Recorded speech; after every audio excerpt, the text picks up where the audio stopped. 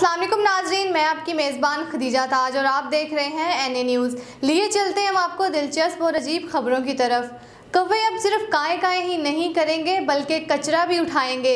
Sweden में खसूसी तरबियत याफ्ता कौवे कचरा और सिगरेट के टोटे जमा करने लगे और इस काम के बदले उन्हें खुराक दी जाती है। सफाई के शोबे की एक कंपनी ने सड़क पर पड़े सिगरेट के टोटे और कचरा उठाने के लिए कौवों को इस्तेमाल करने का सोचा और फिर इन्हें इस काम की खसूसी तरबियत भी दी। कौवों की मरहलावार तरबियत में उन्हें इस मुकाम पर ले जाया जाता जहां सिगरेट के टोटे पड़े होते और हर सिगरेट के टोटे उठाने पर कौवों को खुराक दी जाती। रफ्ता रफ्ता कौवे इस काम में माहिर हो गए। कौवों को दी जाने वाली तरबियत के दौरान से बात का ख्याल रखा गया कि कौवे सिगरेट के टोटे खाएं नहीं, क्योंकि ऐसा करना उनके लिए जानलेवा होता। स्वीडन शहर की बल्दिया के अफसर के मुताबिक मुनज़्ज़म तरीके से मुनासिब तादाद में कौवों को तरबियत देकर सफाई कराई जाए तो उससे 75% बजट बचाया जा सकता है। 95 साला मलकाए बरतानिया एलिज़ाबेथ दोम ने अपनी मखसूस रेसिपी से तैयार करदा टमाटो केचप और ब्राउन सॉस मार्केट में मुतारफ करा दिया।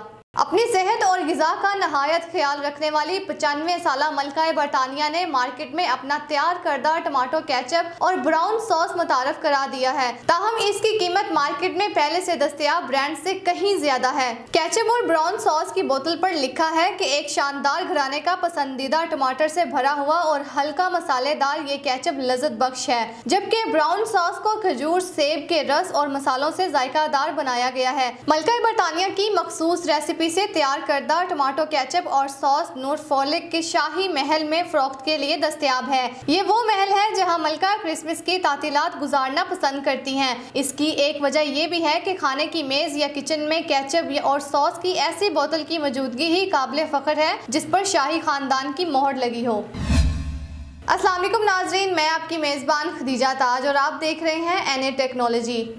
768 किलोमीटर लंबा आसमानी बिजली का तवील तरीन कड़ाका रिकॉर्ड कर लिया गया। सैटेलाइट तस्वीर में 768 किलोमीटर तवील आसमानी बिजली का शरारा नुमाया है जो अमेरिका में रूनुमा हुआ था। 2020 में होने वाले एक गैर मामूली आसमानी वाक़ये को एक नया आलमी रिकॉर्ड करार दिया गया है।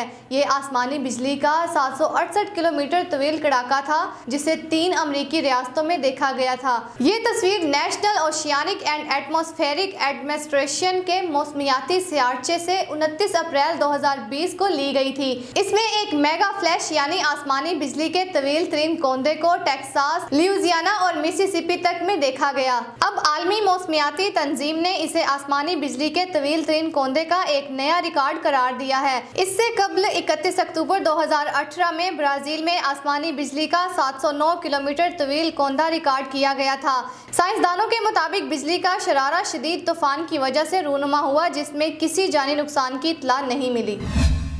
अब गाड़ी चांद पर भी दौड़ेगी। गाड़ियां तैयार करने वाली दुनिया की मारूफ जापानी कंपनी टोयोटा ने एक अनोखी गाड़ी पर काम शुरू कर दिया जो ज़मीन पर नहीं बल्कि चांद पर दौड़ेगी। गाड़ी को इस दहाई के आखिर में लॉन्च किया जाएगा।